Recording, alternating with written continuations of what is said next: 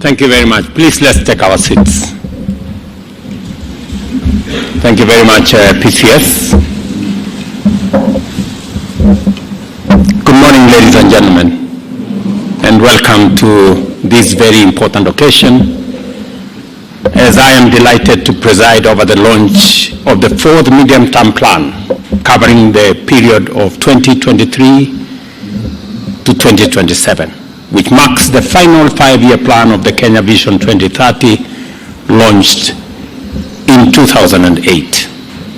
The Kenya Vision 2030 stands as our nation's ambitious long-term development blueprint designed to elevate Kenya into a newly industrialized middle-income country, ensuring a high quality of life for all citizens by the year 2030.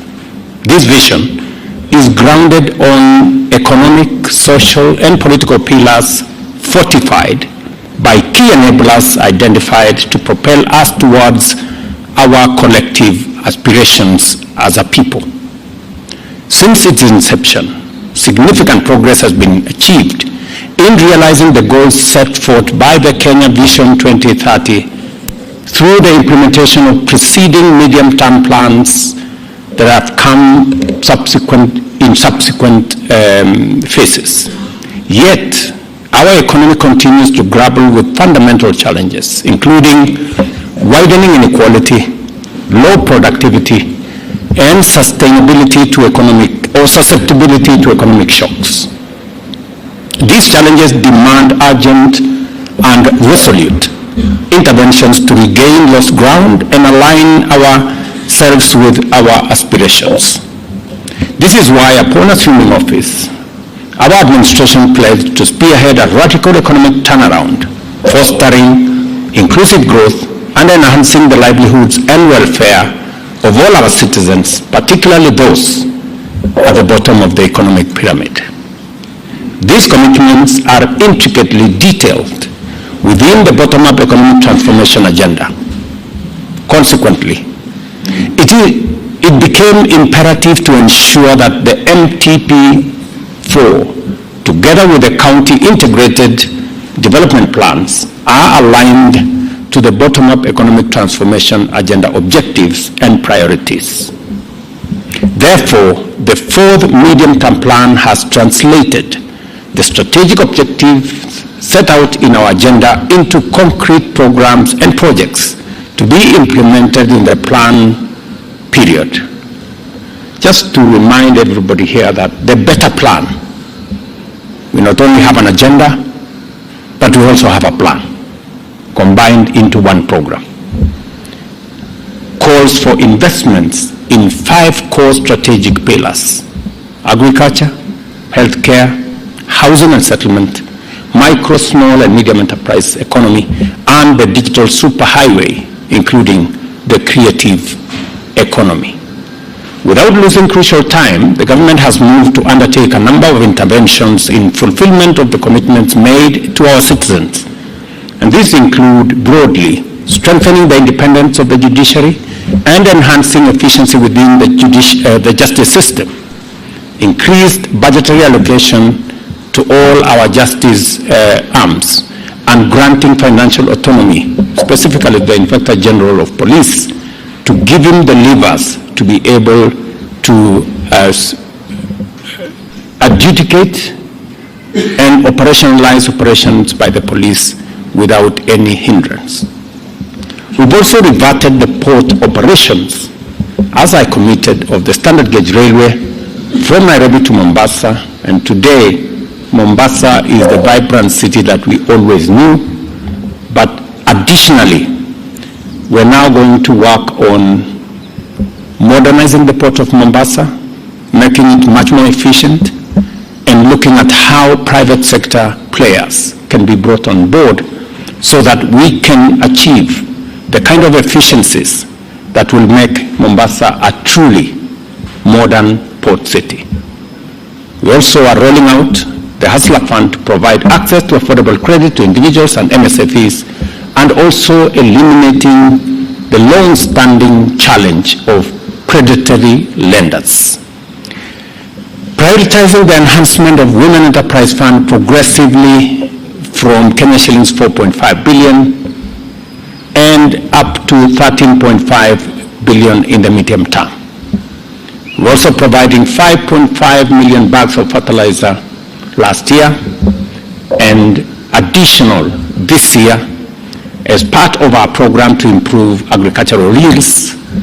And we are doing this at an affordable price this year of 2,500 per 50 kilogram bag. I know the Minister for Agriculture and his team are working round the clock. We've had challenges with the war in Europe. We've had to divert ships bringing our fertilizer away from the Red Sea into other routes round to South Africa, causing some delay. But I want to assure the farming community in the country that we are well on course on making sure that we will have sufficient planting fertilizer in the next couple of weeks. We've also digitized 15,000 government services to enhance service delivery and to ensure that Kenyans can access government services from the comfort of their phones in whatever place they may be. We're also undertaking the construction already of 103,000 affordable housing units countrywide. And just yesterday or the day before, we signed into law the new framework that will guide the affordable housing program, our target being not just housing units, but decent living livelihoods for our people, and also enhancing employment opportunities and driving our construction industry to make sure that it informs the growth of our economy. Formulation and implementation of the new funding model for our tertiary education is also underway to address the needs of students, especially those from vulnerable backgrounds. The model has been used to provide financial support for first-year students joining tertiary institutions, both in 2023, and is the model that is informing what we are going to do this year. As we are all aware, we've recruited 56,000 primary and secondary school teachers to improve the national teacher-pupil ratio and enhance education outcomes. We've also operationalized the National Open University Concert Technopolis, and I'm proud to say that we have over 1,000 students already enrolled. As we're all aware, we've enacted the Social Health Insurance Act 2023, which establishes the Primary Health Care Fund, Emergency and Chronic Illness Fund, and Social Health Insurance Fund to facilitate universal health coverage, as well as the rollout of primary health care networks and deployment of 100,000 community health promoters working in concert and together with our county governments. During the fourth medium-term plan, the government will boost production through a value chain approach targeting leather and leather products, textile and apparels, dairy, tea, rice, edible oils, blue economy, minerals, forestry, construction, and building materials, among others.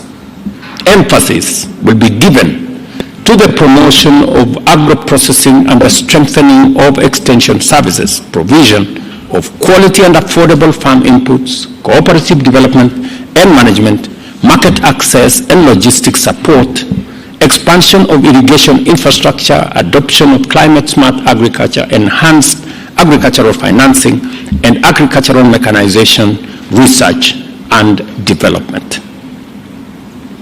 The Ministry of Agriculture and all the other stakeholders are aware of the meetings we've had along to make this a reality, because it is our intention not just to mechanize, but to make sure that our agriculture is smart and our agriculture is focused on productivity.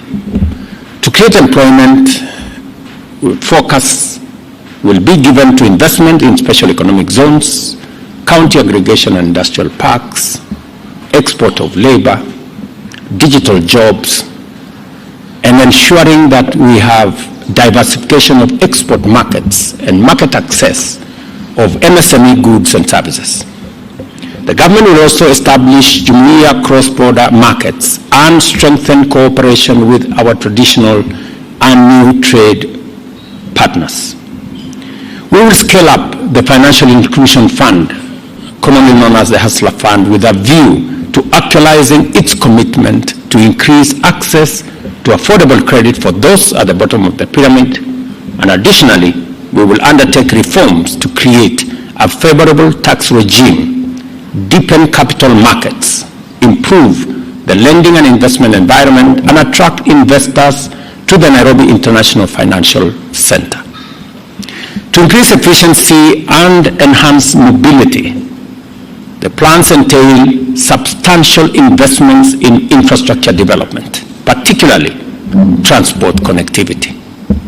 This will include the construction of an extra 6,000 kilometers of new roads, upgrading of 101,000 kilometers of existing roads, and the construction of 277 footbridges, amongst other pieces of infrastructure to enhance our mobility. And that program starts with the next budget cycle. Climate change continues to pose serious challenges to our socio-economic development, manifested through extreme climatic conditions and erratic weather patterns, which disrupt production and livelihoods and put lives at risk. The fourth medium-term plan prioritizes investments aimed at building resilience against these challenges, including the construction of water ponds, small dams, and water harvesting structures in arid and semi-arid areas, including the whole array of mega dams that are already in our plan.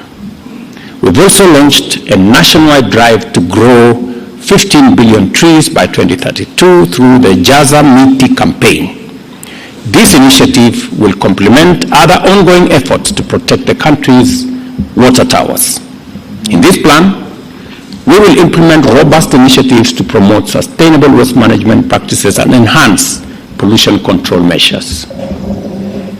Every cabinet minister has already been assigned a county, maybe I think 2 counties. And we will be expecting clarity in what every cabinet secretary and their teams are doing on the tree planting exercise. I note with a bit of concern that I am yet to receive any meaningful strategy and plan from cabinet secretaries. Shortly, the weatherman has told us we will have rain coming. It is my expectation that every cabinet secretary assigned to the counties that you have been assigned, that you will present a plan and you will work on a strategy, because every county has been assigned between 400 million and 600 million trees to be grown in different parts.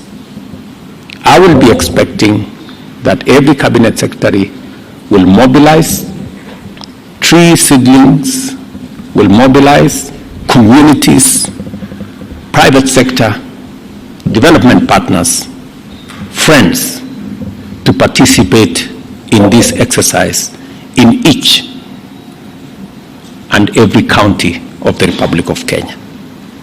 Sustainable climate action not only addresses challenges, but also presents opportunities for transitioning to a green economy. We will leverage on technology and scientific advances to stimulate economic transformation in a sustainable manner. Other infrastructural projects to be implemented during the MTP4 period include the construction of 1 million affordable housing units and the laying of 4,600 kilometers of high voltage transmission lines and 37 substations to connect an additional 2.3 million Kenyans and 30,000 public institutions to the national grid. Additionally, an extra 100,000 kilometers of fiber optic cable will be laid as part of our national fiber optic backbone infrastructure program. Already, the different actors in this space, from ICTA to Kenya Power to the Ministry of ICT, have been aligned, and we intend to deliver this. Instead of the 5-year plan we had planned, we have already found innovative ways to deliver this in the next 2 years. Access to quality and affordable health care remains a key priority of the government and will therefore expand the social health insurance scheme focus on the Afya Bora Mashinani model targeting 10.8 million households. We'll also digitize health services and improve health infrastructure. Already, the program has been agreed between Treasury and Ministry of Health on the digitization process, and that process has started enumerating and enlisting citizens onto the platform, so that by June this year, we will begin the rollout of services under our new health infrastructure. Over 20,000 health workers will also be recruited to support the health commodities supply chain. We all know that KEMSA has always been a thorn in the flesh, if I may say. But we have taken steps to make sure that not only KEMSA is digitized, but professionalized, and we are giving them additional staff because health commodities are a big part of the delivery of our universal health program. Our human capital development, our commitment is to achieve the following critical targets: recruit and train 116,000 teachers and automate the basic education system, expand technical vocational education and training, and scale up admissions to the National Open University, as well as open distance and e-learning. In addition, the institutional framework for financing tertiary education has been adopted and will be strengthened in the medium term. Recognizing the critical role of science, technology, and innovation in Kenya's competitiveness, we undertake to mobilize funding for research and development and enhance budgetary allocation to the sector towards the attainment of the 2% of GDP guideline in line with the internationally accepted standards.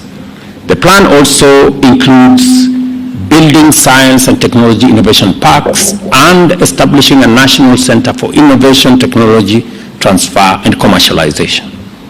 Kenya is a universally respected global sports powerhouse with potential to dominate even more sporting and athletic disciplines. To support talent, sports, and arts, the government will continue to implement Talanta Hela as an initiative for monetizing talent and putting money in people's pockets. We will also expand sports and arts infrastructure and promote sports tourism to support international sporting events.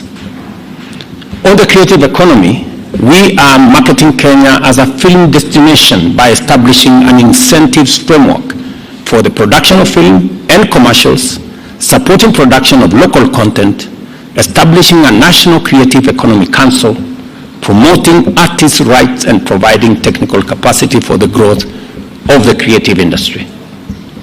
With regard to affirmative action, the government will remodel and digitize the Youth Enterprise Fund, WESO Fund, Women Enterprise Fund, and the National Government Affirmative Action Fund to enhance financing for enterprises owned and run by youth, women, and persons with disability. The government will also revamp the cash transfer program to cushion the vulnerable in society. It is instructive to note And I want to commend the Ministry of Labor that this program that had many challenges now has been put on a digital platform, and beneficiaries of cash transfer now receive their cash transfer using M-Pesa, and they don't have to make long queues. They do not have to wait in banks. They can access their money in all outlets very close to their homes. Recognizing the need to revitalize our tourism sector, the MTV4 prioritized the promotion of meetings, incentives, conferences, and exhibitions, cultural festivals, food exhibitions, and the development and marketing of unique niche experiences. The Bomas of Kenya will be converted into a modern conference, hotel, and exhibitions facility, and the KICC will be engineered to achieve more than it currently is. Harnessing the potential of the blue economy is critical to our transformative growth agenda. During the MTP4 period, we will focus on establishing requisite infrastructure, enhancing skills and development, and ensuring maritime safety and security.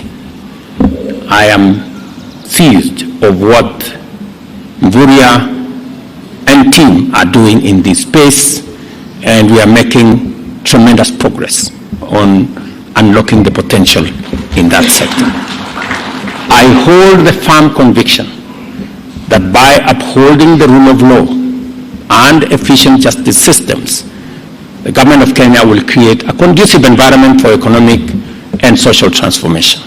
For this reason, we will enhance support for the justice, law, and order sector by recruiting additional policemen, prison officers, national government administrative officers, officers for the Office of the Attorney General, officers for the Office of the EACC, officers for the Office of the ODP, Office of the